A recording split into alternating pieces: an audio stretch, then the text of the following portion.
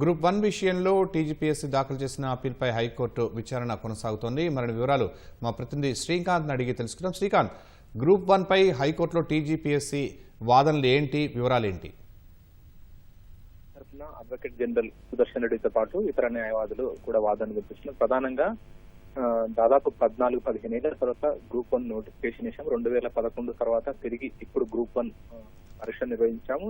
నియామకాలు ఉద్యోగాలకు ఎంపిక చేసిన అభ్యర్థులకు దానికి సంబంధించి నియామకాలు చేసే సమయంలో హైకోర్టు ప్రక్రియ అంతా కూడా నిలుపుదల చేసిందని చెప్పి దీనివల్ల అభ్యర్థులంతా కూడా చాలా అంటే ఉద్యోగానికి ఎంపికైన అభ్యర్థులంతా కూడా చాలా ఆందోళనకు గురవుతున్నారని చెప్పి కూడా ప్రధానంగా అడ్వకేట్ జనరల్ సుదర్శన్ రెడ్డి వాదన వినిపించారు. అయితే ఈ సింగిల్ జడ్జి ఇచ్చిన తీర్పుకు సంబంధించిన కొన్ని అంశాలను కూడా పేర్కొన్నారు. ప్రధానంగా 6 అంశాలను ఇందులో సింగిల్ జడ్జి అంటే సింగిల్ బెంచ్ లో పిటిషనర్లు ప్రధానంగా 6 ఆరోపణలు చూపిస్తూ మొత్తం పిటిషన్ దాఖలు చేశారు. 6 ఆరోపణలకు సంబంధించి ప్రధానంగా ఎలాంటి ఆధారాలు కూడా లేవు, కేవలం అపోహ మాత్రమే అని చెప్పి కూడా ఈ సందర్భంగా అడ్వకేట్ జనరల్ సుదర్శన్ రెడ్డి కోర్టుకు తెలిపారు. ఇందులో ఈ అంశాలను కూడా పరిగణలోకి తీసుకోలేదు, కేవలం వాళ్ళు వాదించిన అంశాలని ఆధారంగా తీసుకొని ఇందులో తీర్పు ఇచ్చారని చెప్పి కూడా ఈ సందర్భంగా చెప్పారు.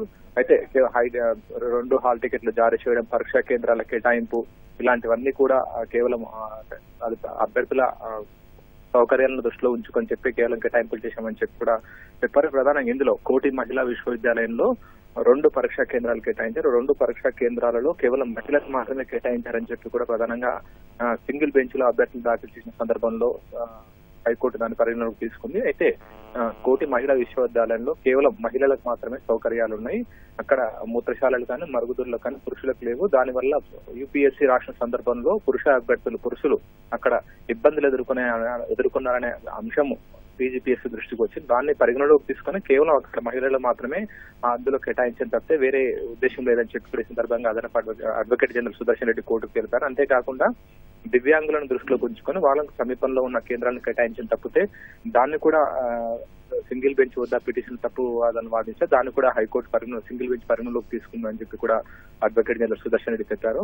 అంతేకాకుండా పక్షపాతం వల్ల అంటే తెలుగు మాధ్యమంలో పరీక్ష రాసిన అభ్యర్థుల పట్ల పక్షపాతం చూపించారు, వాళ్ళకి తక్కువ మార్కులు వేశారని చెప్పి కూడా ప్రధానంగా సింగిల్ బెంచ్ తీర్పులో ఉంది. కానీ అక్కడ ఎలాంటి పక్షపాతం లేదు.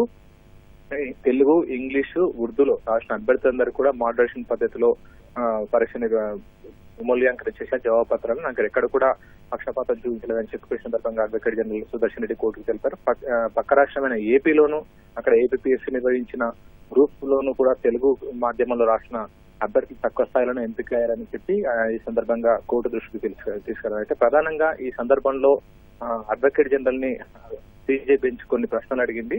ప్రధానంగా సింగిల్ బెంచ్ ఇచ్చిన తీర్పులో ఇంటిగ్రిటీ బయాస్ అనే పదాలను పేర్కొన్నారు. ఇక్కడ పక్షపాతం చూపించినట్టు కానీ లేదంటే సమగ్రత లోపించినట్టు కానీ ఏమైనా అంశాలు ఉన్నాయా అని చెప్పి కూడా ఈ సందర్భంగా సీజే ప్రశ్నించారు. అంతేకాకుండా దానికి సంబంధించి అంటే టీజీపీఎస్సీ గ్రూప్ 1 నిర్వహించిన పరీక్షలో ఏదైనా ప్రశ్న పత్రాలు లీక్ అయ్యాయా, లేకపోతే మాస్ కాపింగ్ ఏదైనా జరిగిందా, మాల్ ప్రాక్టీస్ ఏదైనా జరిగిందా, పరీక్ష నిర్వహణ కంటే ముందే ప్రశ్నలు బయటకు వచ్చాయి అలాంటి అంశాలను కూడా ఏజీని ప్రశ్నించారు. ఎందుకంటే ఇంటిగ్రిటీ అనేది చాలా పెద్ద పదం, సమగ్రత లోపించింది, బయాస్ అనే పదాలు రాశారు కాబట్టి ఈ విధంగా అయినా చోటు చేసుకుందా, మాల్ ప్రాక్టీస్ ఏదైనా జరిగిందా, లేకపోతే పేపర్ లీక్ అయిందా అనే అంశాలను కూడా సీజే ఈ సందర్భంగా ఏజీని ప్రశ్నించారు. దానికి సమాధానం ఇస్తూ ఏజీ ఎలాంటి పేపర్ లీక్ కావడం కానీ లేదంటే ప్రశ్న పత్రాలు ముందే తీయడం కానీ మాల్ ప్రాక్టీస్ అలాంటి ఘటనలే చోటు చేసుకోలేదని కూడా ఈ సందర్భంగా అడ్వకేట్ జనరల్ సీజే బెంచ్ కి చెప్పారు. అయితే ఇక పిటిషనల్ తరపు న్యాయం అంటే సింగిల్ బెంచ్ లో పిటిషన్ దాఖలు చేసిన పిటిషన్ల తరపు న్యాయవాదులు ఎవరెవరైతే ఉద్యోగాలకు ఎంపిక కాలేదో ఆ ఉద్యోగాల తరపున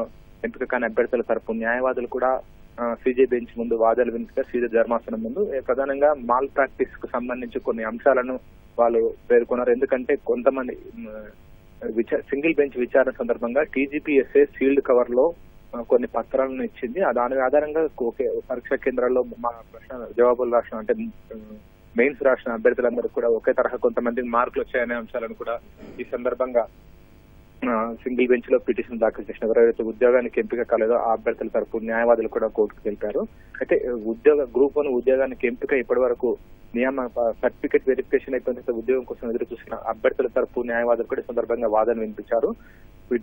ప్రిలిమ్స్ జరిగినప్పుడు కానీ మెయిన్స్ జరిగినప్పుడు కానీ ఎవరు కూడా పిటిషన్లు దాఖలు చేయదు. మెయిన్స్ ఫలితాలు వచ్చి ఆ తర్వాత ఉద్యోగ నియామక ప్రక్రియ స్టార్ట్ అయిన మొదలు పెట్టిన తర్వాత అప్పుడు కొన్ని ఉద్యోగాలకు ఎంపిక కాని అభ్యర్థులందరూ కూడా పిటిషన్ దాఖలు చేశారని చెప్పి కూడా సందర్భంగా ఉద్యోగానికి ఎంపికైన అభ్యర్థుల తరపు న్యాయవాదులు కూడా కోర్టు దృష్టికి తీసుకెళ్లారు.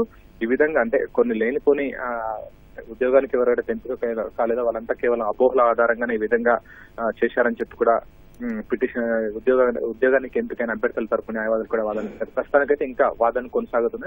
అంటే ఇప్పుడే దీనిపైన ఒక నిర్ణయం తీసుకుని మొదట ఒక అభిప్రాయానికి రావాలి.